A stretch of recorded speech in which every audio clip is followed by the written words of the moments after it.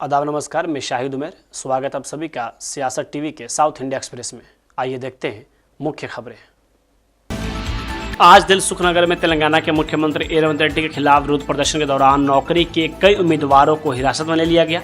हालांकि मुख्यमंत्री ने हाल ही में इस बारे में कोई टिप्पणी नहीं की है, लेकिन इस साल जनवरी में उन्होंने नौकरी के उम्मीदवारों से कहा था कि वे सरकारी नौकरी की तैयारी के साथ साथ प्राइवेट नौकरी का विकल्प भी चुनें। रेवंत रेड्डी ने कहा कि भले ही हजारों नौकरियां दी जानी थी, लेकिन तेलंगाना में नौकरी के 30 लाख उम्मीदवार थे।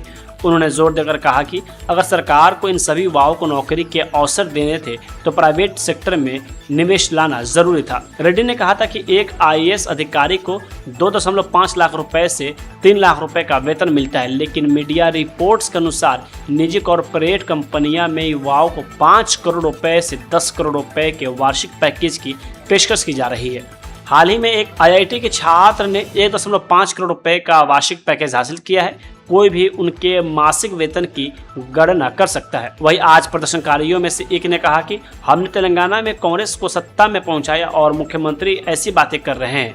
अगर ऐसी बातें दोहराई गई तो हम कांग्रेस को सत्ता से बाहर कर देंगे।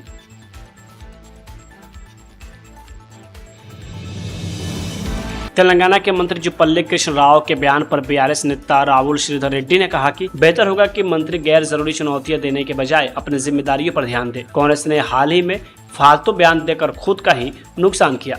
हम ये साबित करने के लिए तैयार हैं कि वे जो भी आरोप लगा रहे हैं वे झूठे हैं, उनके बयान झूठ है, उनमें कोई सच्चाई नहीं है। यह समझना जरूरी है कि हर सरकार लोन लेती है। जब तेलंगाना नया राज्य बना था तो KCR की सरकार ने कई क्षेत्रों को प्राथमिकता दी थी, चाहे वह सिंचाई हो, बिजली हो, शिक्षा हो या स्वास्थ्य हो। हाँ, लोन लिए गए थे, लेकिन उधार लिए गए हर रुपए को तेलंगाना के लिए एक संपत्ति में बदला गया।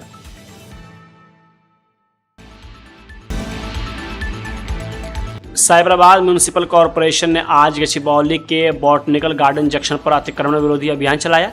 ट्रैफिक की आवाजाही को बेहतर बनाने के लिए माजिद बांदा में भी यह अभियान चलाया गया। सोशल मीडिया पर शेयर किए गए वीडियो में भारी पुलिस बल की मौजूदगी के बीच JCB से अस्थायी ढांचे को गिराते हुए दिखाया गया है। मई 2025 में Hyderabad disaster response and asset protection agency यानी हाइड्रा ने गचिबौली में किए गए अवैध कब्जों को हटा दिया। एजेंसी ने संध्या कन्वेंशन एरिया के पास fertilisers corporation of India एम्प्लॉयंस co operative housing society के लेआउट में बने अनधिकृत निर्माणों को गिरा दिया। यह कार्रवाई सड़कों और पार्कों के साथ साथ सोसाइटी के सदस्यों के प्लॉट पर अतिक्रमण की शिकायतों के आधार पर की गई।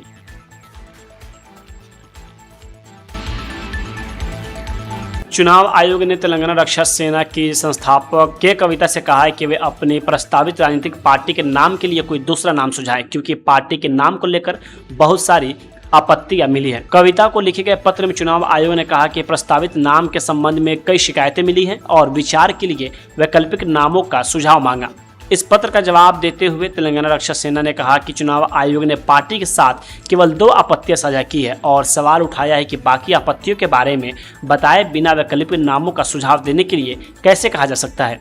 पार्टी ने प्रस्तावित नाम के खिलाफ उठाई गई सभी आपत्तियों का ब्यौरा मांगा और कहा कि मेरी शिकायतों की प्रकृति के बारे में स्पष्टता के बिना वैकल्पिक नाम सुझाना संभव नहीं है।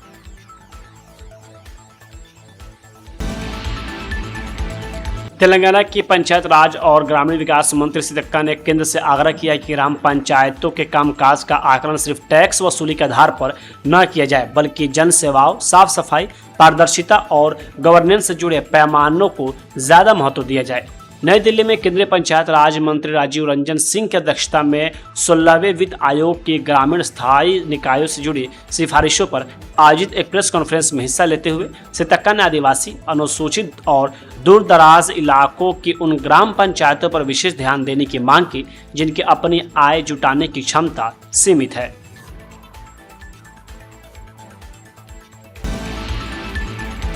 CCI के SIR प्रक्रिया और चुनाव से जुड़े अन्य मुद्दों पर विपक्षी दलों की ओर से CGI को लिखे गए संयुक्त पत्र पर BJP के प्रदेश अध्यक्ष N रणचंद्र राव ने कहा कि कांग्रेस सुप्रीम कोर्ट और भारत के चुनाव आयोग जैसी संवैधानिक और कानूनी संस्थाओं को राजनीतिक विवादों में घसीटने की कोशिश कर रही है। कुछ राजनीतिक दलों का CGI के सामने अपनी बात रखना अनुचित है और लोकतंत्र में यह सही नहीं है।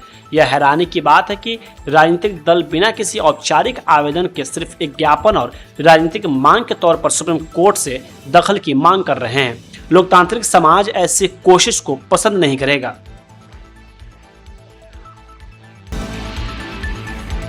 तेलंगाना पुलिस ने आज बंदी साई भागीरथ की रेगुलर जमानत की अर्जी के जवाब में तेलंगाना हाई कोर्ट में हलफनामा दायर किया है। इसमें बताया गया है कि उसने नाबालिग लड़की के साथ संबंध बनाया, उसे इमोशनली मैनिपुलेट किया और 2025 से कई बार उसका यौन शोषण किया। जांच करने वालों के मुताबिक ये अपराध अलग अलग जगहों पर किए गए, जैसे कि पीड़िता के घर के पास श्री राम गार्डन्स और ननगरामगुंडा में गोल्फ एज अपार्टमेंट। पेट बशीराबाद पुलिस स्टेशन के इंस्पेक्टर के विजयवर्धन ने जवाबी हलफनामा दायर किया। पुलिस अधिकारियों के अनुसार पुलिस ने पेट बशीराबाद पुलिस स्टेशन में मामला दर्ज किया है और भारतीय न्याय संहिता यानी BNS की धारा 74 और 75 तथा बच्चों को यौन अपराधों से संरक्षण यानी पॉक्सो अधिनियम की धारा 11 और 12 के तहत जांच शुरू कर दी है।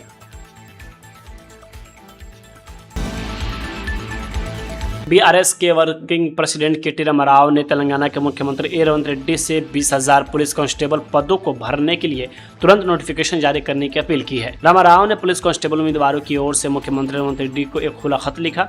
BRS नेता ने पुलिस कांस्टेबल और सब इंस्पेक्टर उम्मीदवारों की मांगों और मुश्किलों की ओर CM का ध्यान दिलाया, ये कहते हुए कि तेलंगाना के बेरोजगार युवाओं को निराश किया गया है। KTR ने बताया कि पुलिस कांस्टेबल और SI परीक्षाओं में हिस्सा लेने वाले ज्यादातर युवा ग्रामीण इलाकों के गरीब और मिडिल क्लास परिवार से आते हैं। अपने माता पिता से दूर रहकर वे सालों से हैदराबाद में PG और हॉस्टल में रहते हैं। इन कॉम्पिटिटिव परीक्षाओं की तैयारी करने के लिए दिन रात मेहनत करते हैं। उन्होंने कहा कि राज्य सरकार की जिम्मेदारी है कि वह इन जरूरतमंदों युवाओं को न्याय दिलाए, न कि उनकी उम्मीदों को तोड़े।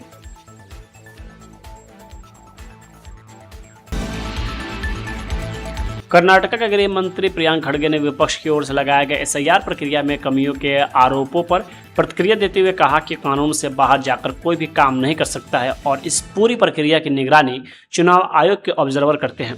उन्होंने स्पष्ट किया कि यदि किसी स्तर पर कोई कमी पाई जाती है तो उस पर कार्रवाई करने का अधिकार भी आयोग के पास ही है।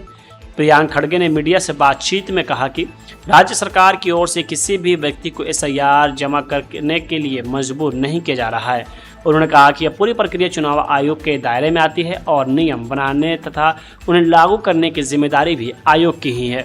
उन्होंने विपक्ष द्वारा उठाए गए सवालों पर कहा कि कई तरह की गलतफहमियां फैलाने की कोशिश की जा रही है, जबकि वास्तविकता यह है कि सरकार का इस प्रक्रिया के संचालन में सीमित रोल है।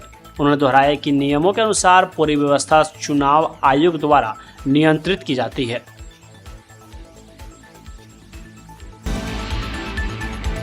वही कांग्रेस सांसद जयराम रमेश ने आज BJP और RSS पे जमकर निशाना साधा। राम मंदिर के मामले पर उन्होंने कहा कि राम मंदिर के लिए राम के नाम पर वोट लिए गए, लेकिन राम का नाम बदनाम किया जा रहा है। आगे उन्होंने कहा कि हाल ही में केदारनाथ और बद्रीनाथ में ऐसी बातें सामने आई हैं जहां दान की रकम भी चोरी हुई है। BJP शासित राज्यों में ऐसी चोरी क्यों हो रही है?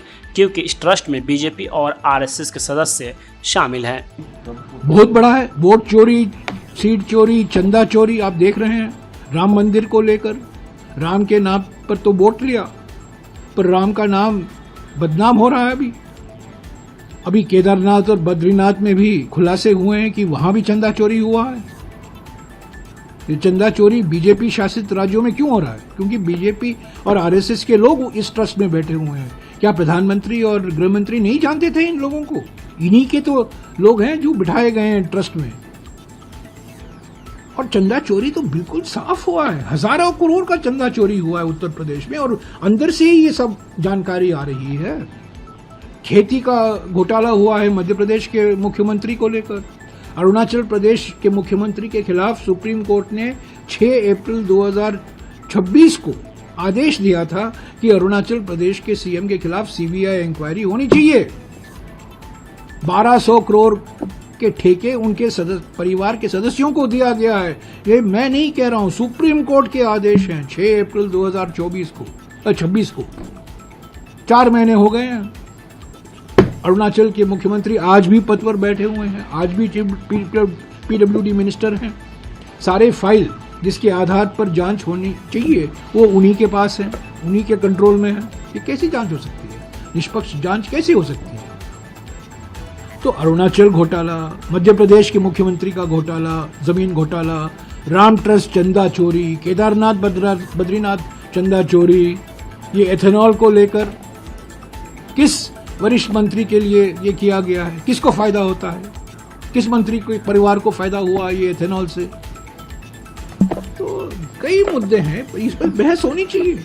और जैसा कि मैंने कहा, विदेश नीति पर बहस होनी चाहिए, सुरक्षा पर बहस होनी चाहिए, क्या चुनौतियां हैं, आम सहमति बनाने की प्रयास होनी चाहिए प्रधानमंत्री की ओर से। संसद में आम सहमति बनाइए, सर्वसम्मति तो बनाना मुश्किल है, पर आम सहमति तो बनाइए, एक संकल्प दिखाइए, एक राष्ट्रीय संकल्प दिखाइए, पाकिस्तान को लेकर, चीन को लेकर, अमेरिका को लेकर एक राष्ट्रीय संकल्प बनाए।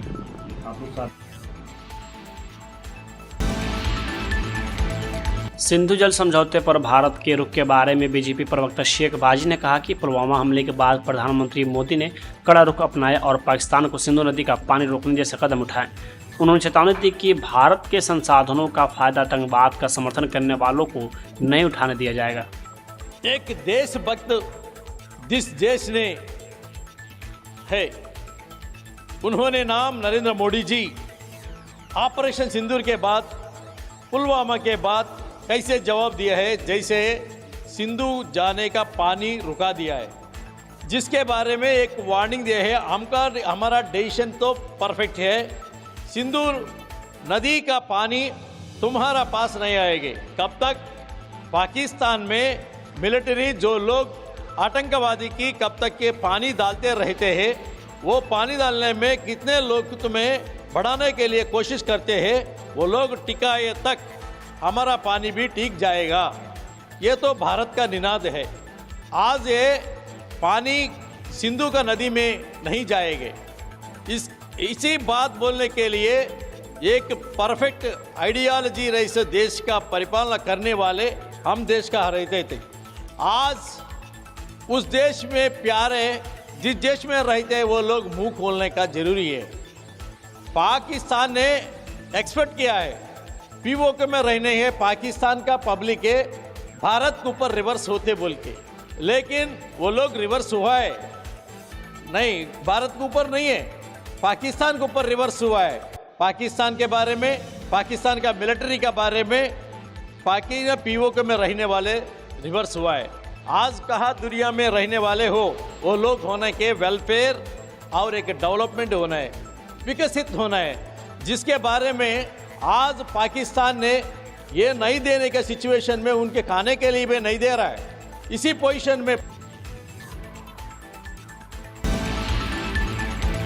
वहीं उद्धव ठाकरे के बयान पर बीजेपी एससी मोर्चा के प्रदेश अध्यक्ष वल्लूरी गंगाधर ने कहा कि उद्धव ठाकरे का आरएसएस और बीजेपी के खिलाफ बयान, जिसमें उन्होंने इससे राम मंदिर से जोड़ा है, हम ऐसे बयानों का कड़ा विरोध करते हैं। महाराष्ट्र का जो शिवसेना यूबीटी उद्धव बाला साहेब ठाकुर, उद्धव ठाकरे जी ने हमारा आरएसएस का ऊपर और भारतीय जनता का ऊपर कुछ आरोप किया गया है।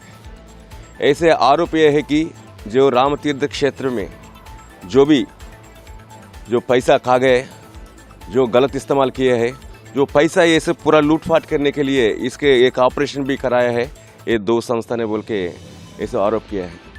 हम इस माध्यम द्वारा उसको हम ये सवाल हम कर रहे हैं कि अपना संघ के ऊपर, आरएसएस के ऊपर आप बोलने के कोई हक नहीं है।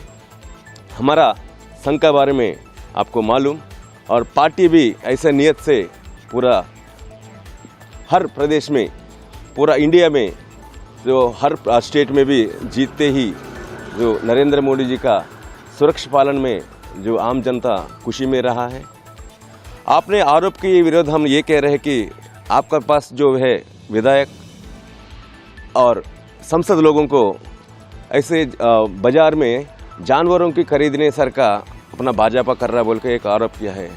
हम इसको हम गलत मानते हैं जी, आप ऐसे नहीं कहना है, क्योंकि आम जनता से, पब्लिक से चुन के आए सो संसद लोगों और विधायक लोगों, ये लोगों की, क्योंकि वहाँ के जो पार्टीज में कई पार्टियाँ उसमें पार्टिसिपेट करते हैं और आम जनता से लाखों वोटों से जीतकर और संविधान को बचाते ही वो लोग पार्लियामेंट में आए हैं। उन लोगों की अवहेलना कर